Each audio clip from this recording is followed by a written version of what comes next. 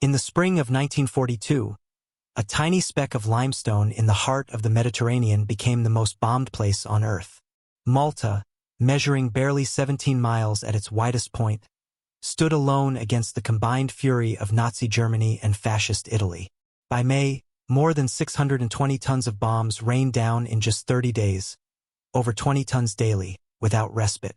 Junkers Ju-87 Stukas, Ju-88 bombers, and Italian Savoy Marchetti SM.79s filled the sky like mechanical locusts.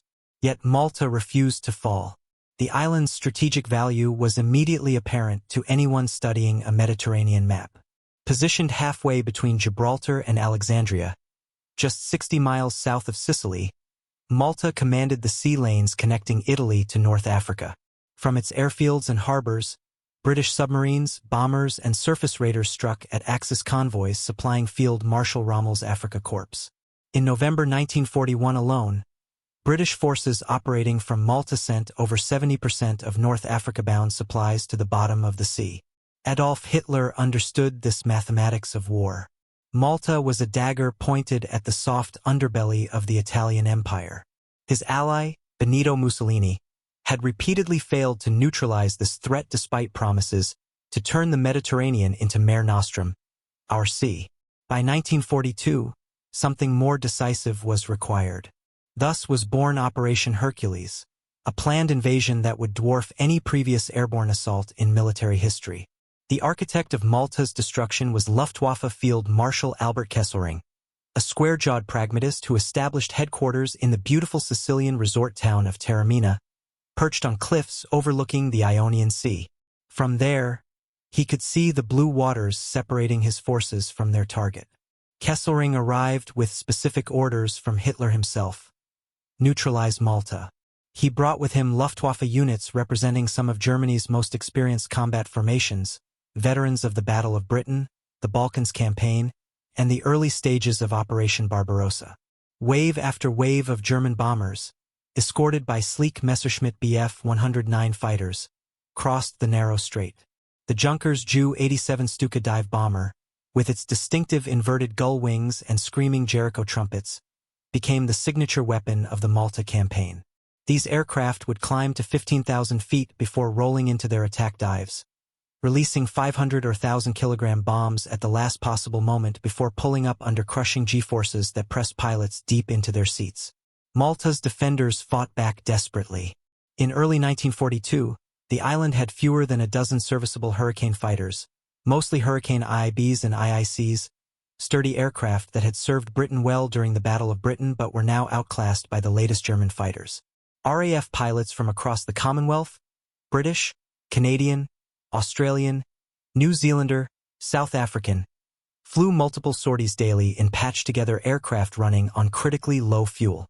These men took off knowing each flight might be their last, climbing into cockpits of machines held together by ingenuity and salvaged parts. They launched from Malta's three main airfields, Lucca, Hal Far, and Takeli, each of which had become a cratered moonscape from repeated bombing.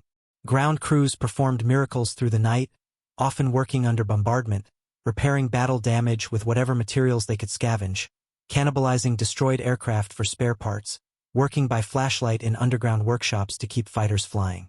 One Hurricane might have an engine from a crashed aircraft, wings from another, and instruments cobbled together from three different sources, but if it could fly and fight, it went up. On the ground, the Royal Malta Artillery operated dozens of heavy anti-aircraft guns, 3.7-inch and 4.5-inch weapons, positioned around harbors, airfields, and key installations. These guns fired proximity-fused shells, creating deadly shrapnel clouds. When sirens wailed several times daily, crews raced to positions, filling the sky with bursting metal. By April 1942, Malta was running desperately short of fighters. Into this crisis came an unexpected savior, USS Wasp. President Roosevelt agreed to lend the American aircraft carrier for a special mission. On April 20th, Wasp launched 47 Supermarine Spitfire MKVBs toward Malta. But Kesselring's intelligence had learned of the reinforcement. Within hours of landing, German bombers appeared.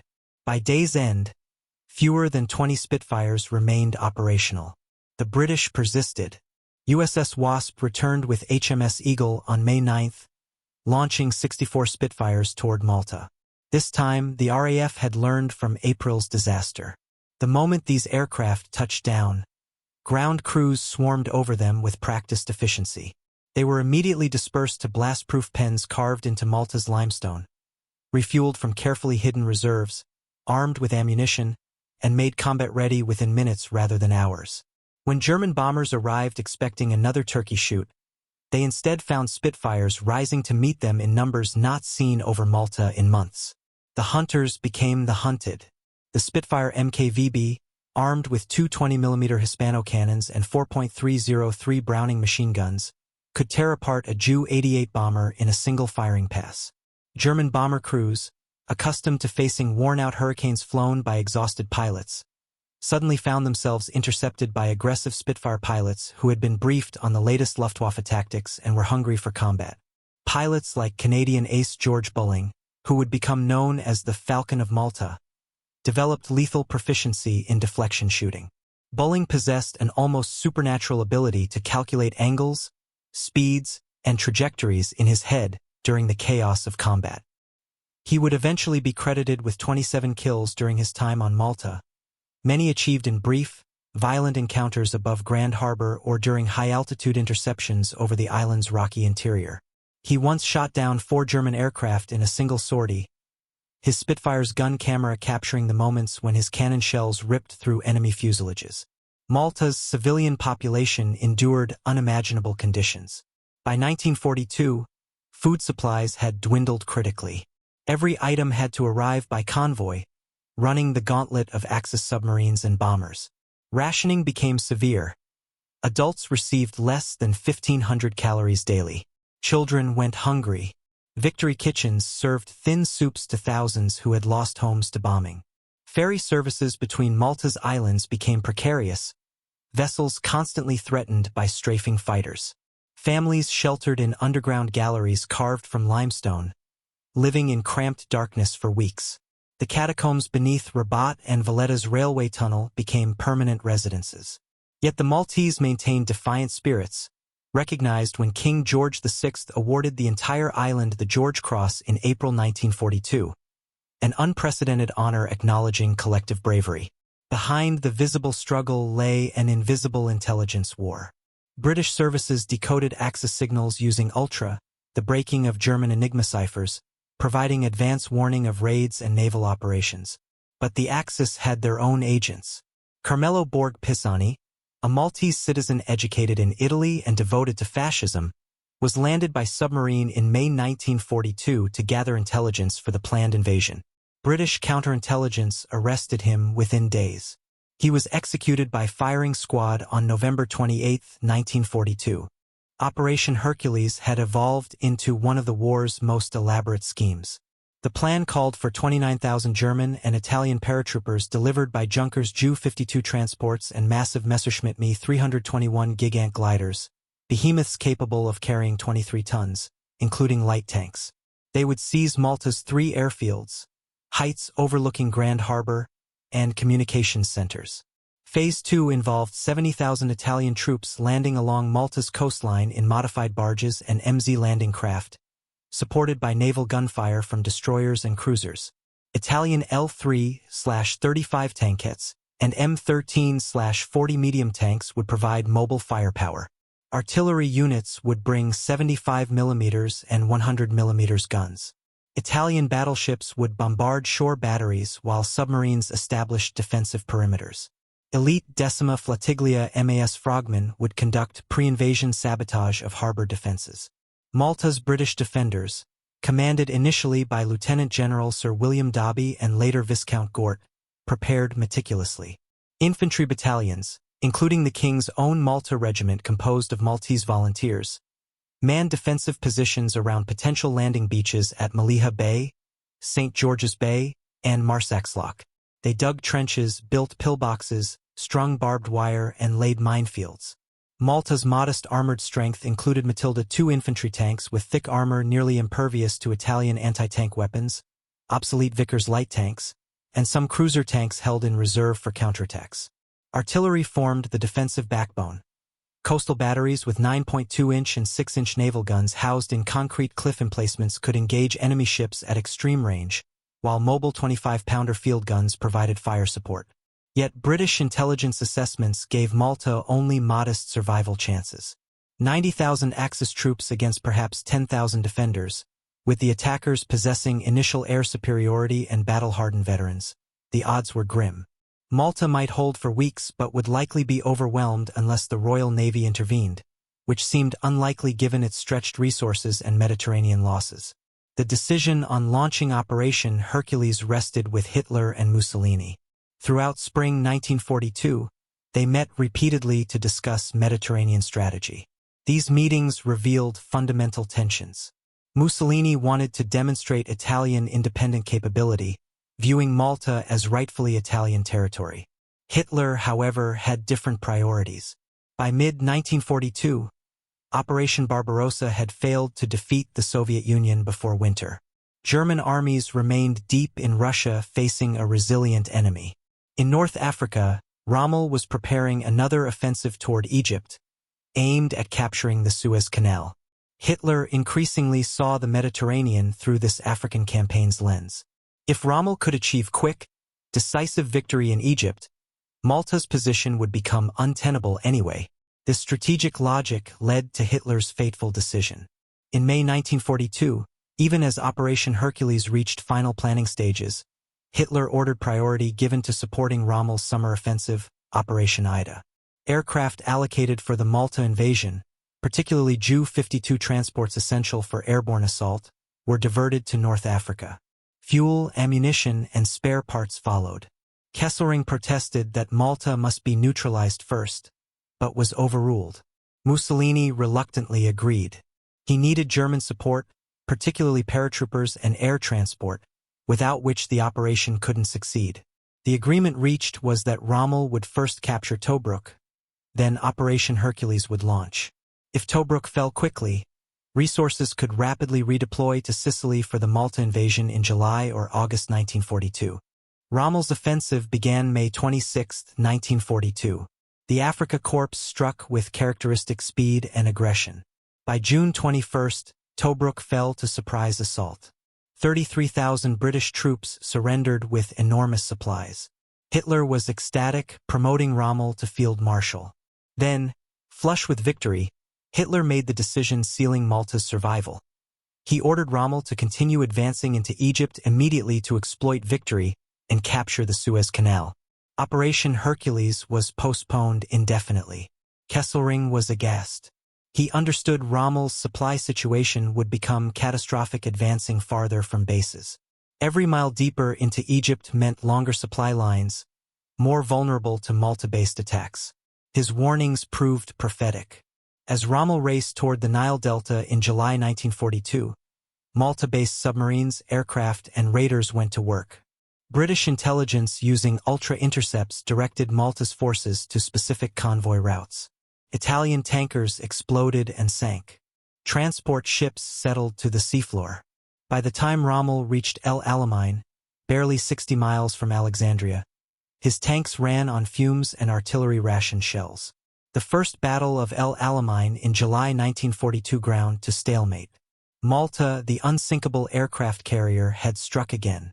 Meanwhile, on Malta, the situation slowly improved. May's Spitfire delivery had shifted the air balance. While German bombers still attacked, they now faced lethal opposition.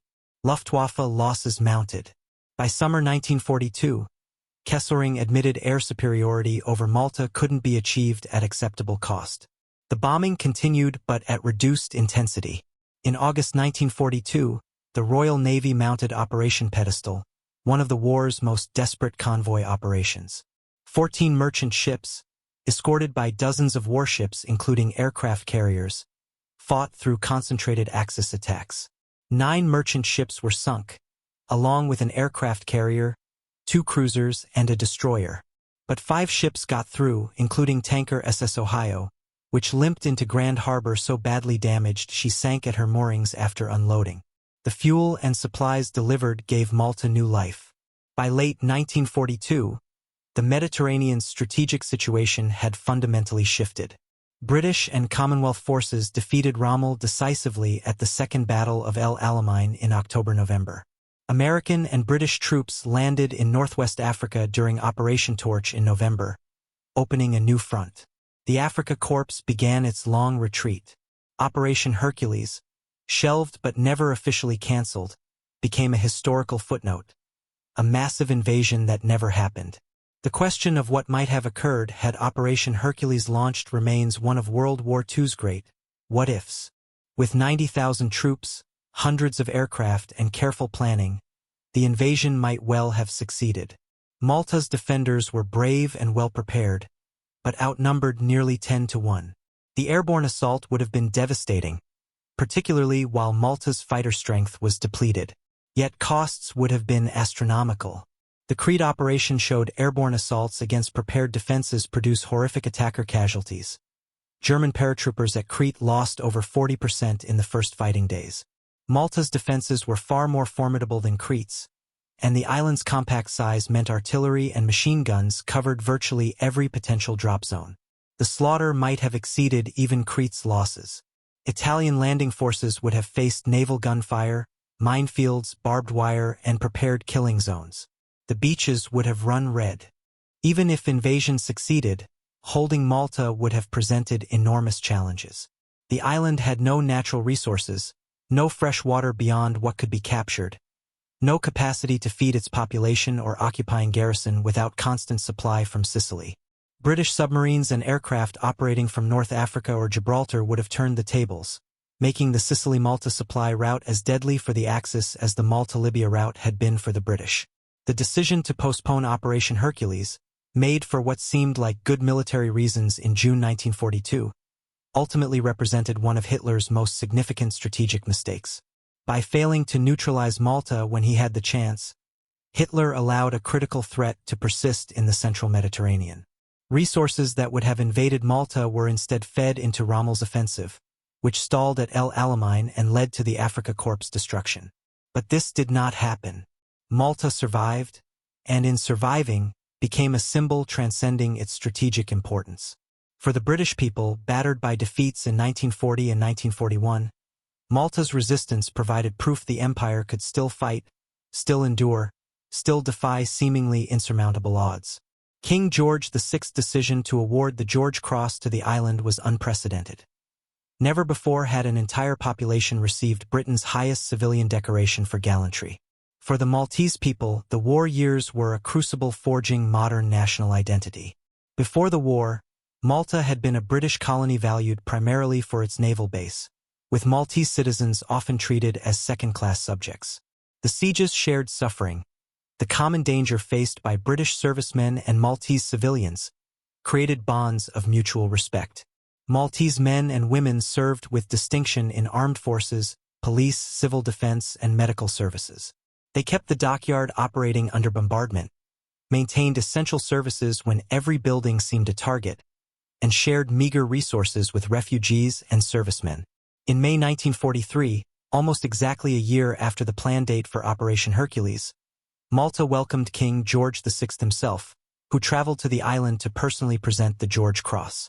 The king walked through rubble-strewn streets, toured devastated neighborhoods, and met with defenders and civilians.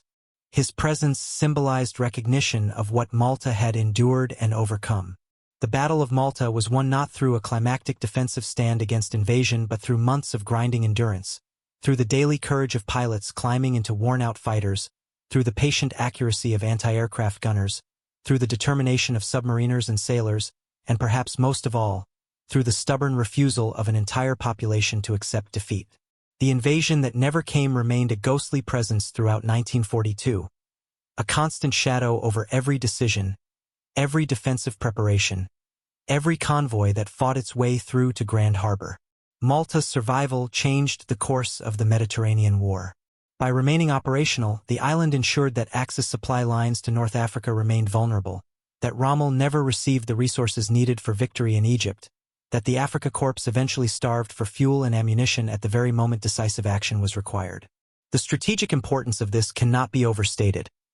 Malta's persistence as a British base directly contributed to Allied victory in North Africa, which in turn enabled the invasions of Sicily and Italy, opening the soft underbelly of Fortress Europe.